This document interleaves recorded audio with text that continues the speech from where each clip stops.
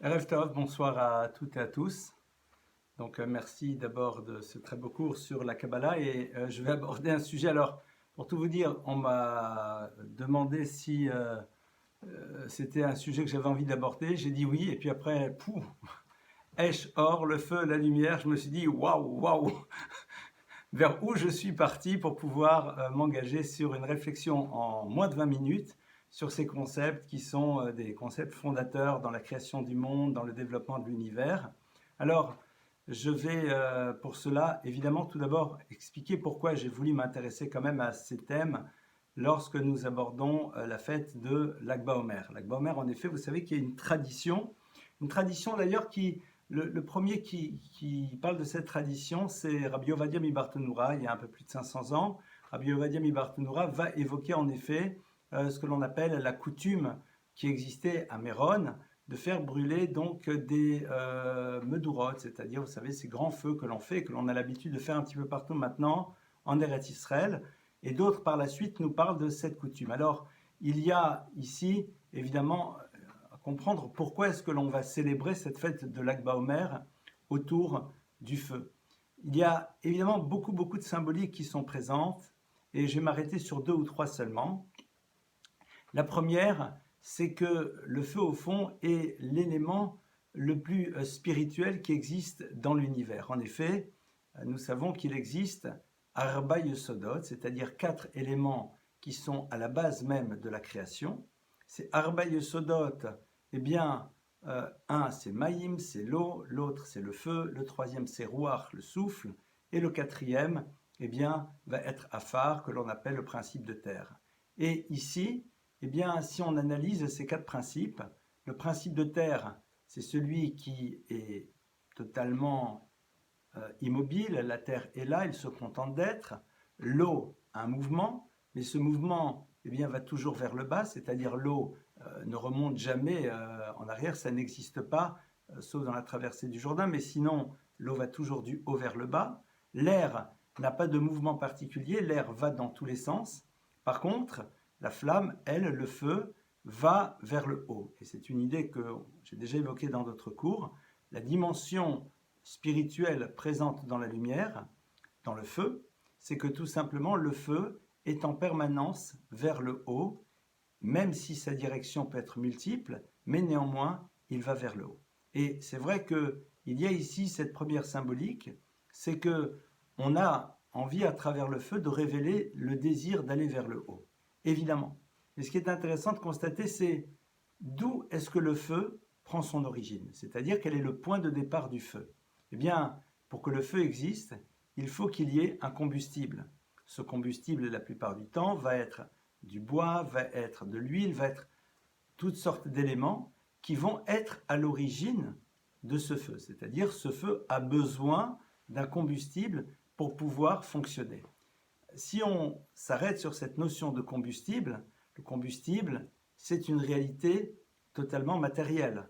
Le bois, l'huile, enfin voilà, je ne vais pas vous décrire tous les éléments à partir desquels le feu peut s'élever, eh bien, sont tous issus d'un monde de la matière. Il est intéressant de voir que, eh bien justement, pour que le feu brûle, pour qu'il s'élève, l'élément qui lui permet d'exister disparaît. C'est en disparaissant que la matière permet à ce feu de s'élever. Et il y a déjà ici une première symbolique qui est fondamentale. C'est que cette notion d'élévation, de spiritualité, on va y rentrer un peu plus rapidement dans quelques instants, n'existe que dans la mesure où il y a d'un côté support de la matière, donc c'est-à-dire s'il n'y a pas une réalité matérielle, il n'y a pas de feu. Vous pouvez prendre de silex, et puis bon, il va y avoir des étincelles, et puis ça s'arrête. Il faut qu'à un moment, ces étincelles, si je peux m'exprimer ainsi, s'accrochent à une réalité matérielle, et à partir de cela, ce feu va pouvoir émerger. Donc, le monde matériel, le monde de la matière, est absolument nécessaire pour être le support de cette flamme. Mais cette flamme va faire disparaître cette matérialité pour pouvoir en même temps s'élever. Quelque chose d'un petit peu paradoxal. Et on a ici déjà, je pense, une première idée. Cette première idée, c'est que le feu qui symbolise l'élévation, qui symbolise la spiritualité. Le texte nous dit que lorsque Dieu a créé l'univers, eh bien, la lumière était. La lumière était, c'est-à-dire que le point de départ de la création de la lumière, qui elle-même est liée au feu, si on a le temps de le voir aujourd'hui, eh bien, était antécédente au monde. Mais maintenant, dans le monde dans lequel nous nous trouvons, pour que la spiritualité puisse émerger, pour que ce feu puisse monter, il faut qu'il prenne support sur la matière et qu'en même temps il la détruise. Comment résoudre un petit peu ce paradoxe? C'est-à-dire, d'un côté, il faut que la matière existe pour que le feu existe, mais en même temps, le feu la fait disparaître. C'est un petit peu, au fond, j'ai envie de dire, un des enjeux fondamentaux de notre existence. C'est-à-dire de savoir que l'on ne peut pas s'élever spirituellement si nous nous déconnectons de la matérialité, mais au moment où nous nous inscrivons dans ce monde de la matière, qui va être le support de notre élévation, nous devons la faire disparaître. Traduction, au moment où cette spiritualité commence à s'inscrire à l'intérieur de notre existence, pour nous, la matière ne représente plus rien en tant que telle, et nous ne la voyons plus que comme possibilité à faire exister une dimension spirituelle. Je vais le traduire de manière très concrète, très basique. Lorsque nous allons faire une bénédiction, eh bien, la plupart du temps, les gens vont dire « je fais une bénédiction parce que je vais consommer quelque chose », puisque beaucoup des bénédictions sont liées à la consommation. Donc je vais exprimer ma reconnaissance entre autres vis-à-vis du Créateur, de par le fait que je vais pouvoir consommer quelque chose. Eh bien, le passage du monde de la matière qui est le support au monde de la matière qui, lorsqu'il fait exister cette spiritualité, comprend que sa finalité n'est pas d'exister pour elle-même, mais juste pour permettre à la spiritualité d'émerger, c'est lorsqu'on réalise qu'au fond, on mange pour pouvoir faire une bénédiction. C'est-à-dire, lorsque l'expérience de la spiritualité qui prend son origine dans le monde de la matière devient nôtre, on ne voit plus cette matière que comme étant l'élément qui nous permet de faire exister ces mondes spirituels. Et donc, elle ne représente plus rien en tant que telle. Elle disparaît tout en étant présente. Si elle n'est pas là, cette spiritualité ne peut pas exister, mais en même temps, elle-même n'existe plus par rapport à elle-même, mais juste en tant que support. Et lorsque l'on se retrouve à cette fête, puisque c'est une fête qu'on le veuille ou pas, il y a ces chants, il y a ces danses de l'Akba Omer. L'Akba Omer, Lamed Gimel, ce sont les mêmes lettres que le mot Gal. Gal, c'est quoi? Giloui, c'est le moment où on révèle. Alors, évidemment, il y a ces révélations dans le domaine de la mystique, dans les domaines extrêmement élevés de la compréhension du monde. Mais il y a aussi cette révélation que l'on va se faire à soi-même dans la relation nouvelle que l'on va avoir avec le monde.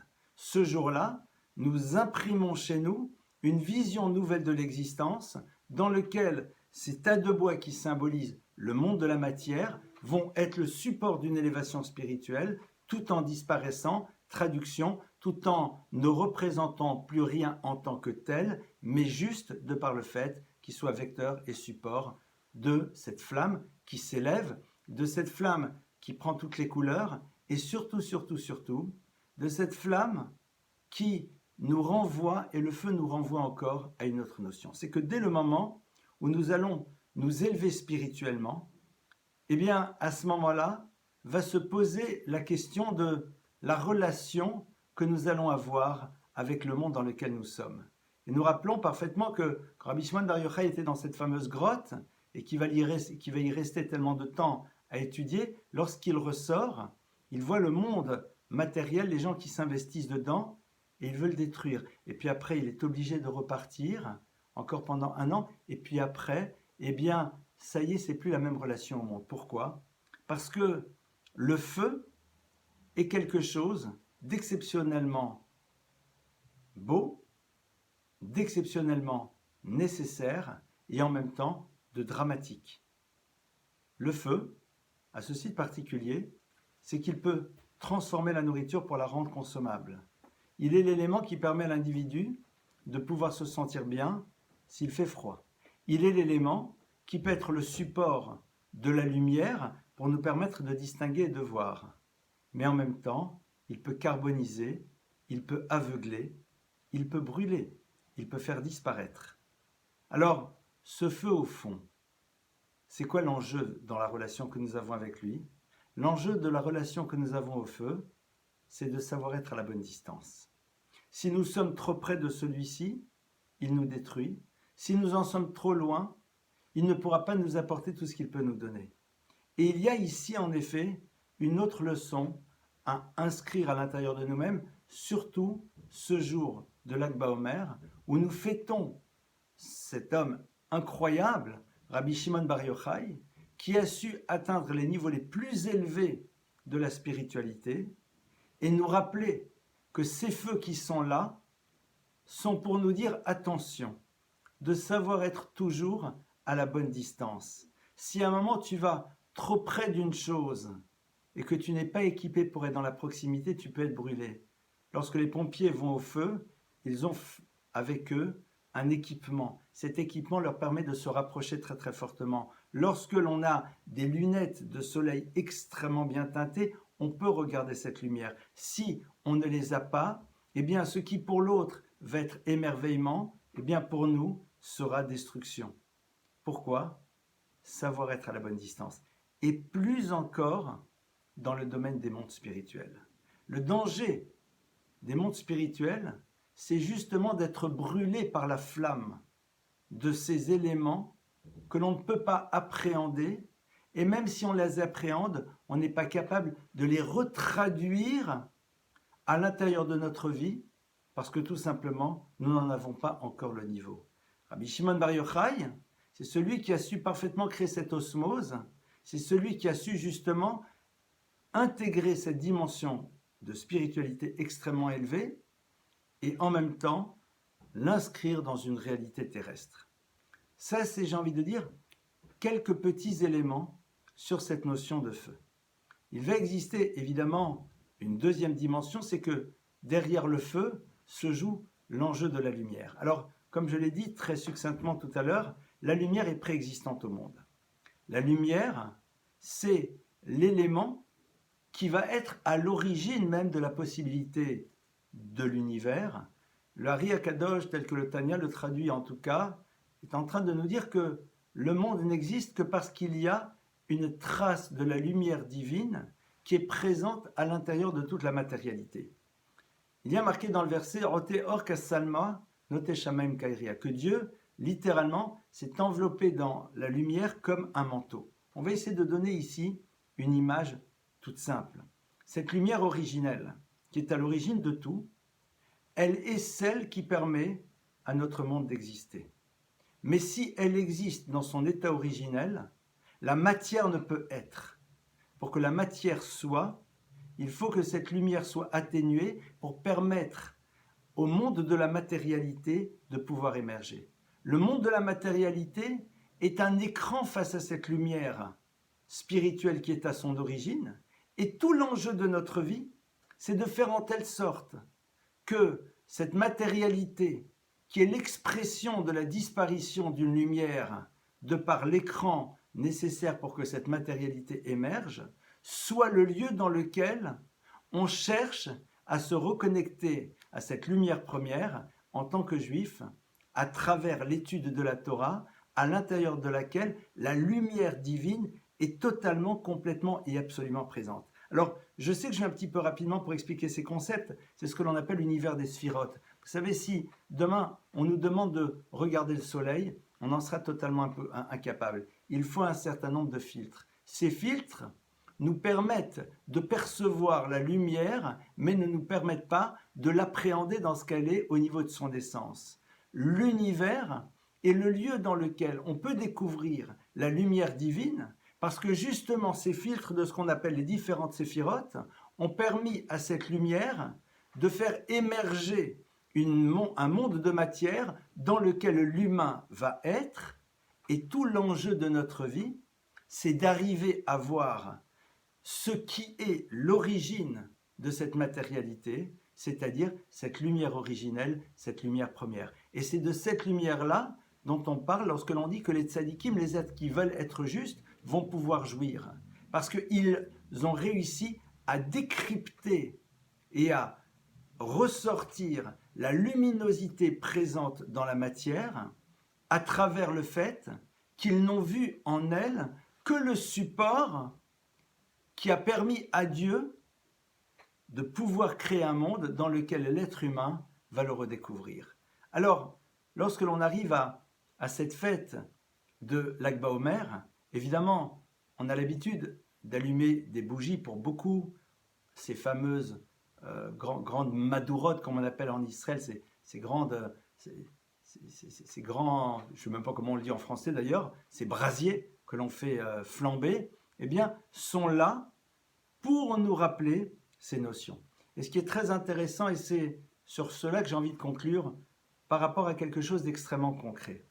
Lorsque un enfant arrive au monde, on dit que lorsqu'il était dans le ventre de sa mère, il y avait ner dalouk, c'est-à-dire il y avait sur sa tête une lumière qui était là, une lumière qui était allumée. Et puis elle disparaît au moment où il arrive dans le monde, parce que justement, à ce moment-là, il est le plus proche de la spiritualité, et quand il se retrouve dans l'univers, il va devoir maintenant rentrer dans le monde de la matière. Et notre travail à nous, c'est justement de permettre à cet enfant de redécouvrir la lumière qu'il a connue lorsqu'il était dans le ventre de sa mère. Et pour pouvoir arriver à cela, eh bien, son travail à lui, ça va être quoi? Notre travail à nous, ça va être quoi? Eh bien, de nous rappeler peut-être d'un texte dans lequel on parle de la lumière. Beha'alotret anerot. Lorsqu'on était dans le temple, on nous dit quand tu feras monter les lumières. Et Rashi s'intéresse à cette expression-là, quand tu feras monter les lumières, et il nous dit Beha'alotra et anerot, quand tu feras monter les lumières, Sheti madlik, que tu allumes Hevet Olam Elea, jusque la flamme monte d'elle-même. C'est-à-dire que pour pouvoir inscrire cette dimension de lumière à l'intérieur de notre vie et de la vie de nos enfants, il faut être capable soi-même de vivre cette dimension à l'intérieur de notre vie et de faire en telle sorte que nos enfants le perçoivent et le vivent afin que eux aussi puissent véhiculer cette merveilleuse lumière dans leur vie et par la suite à leurs descendants.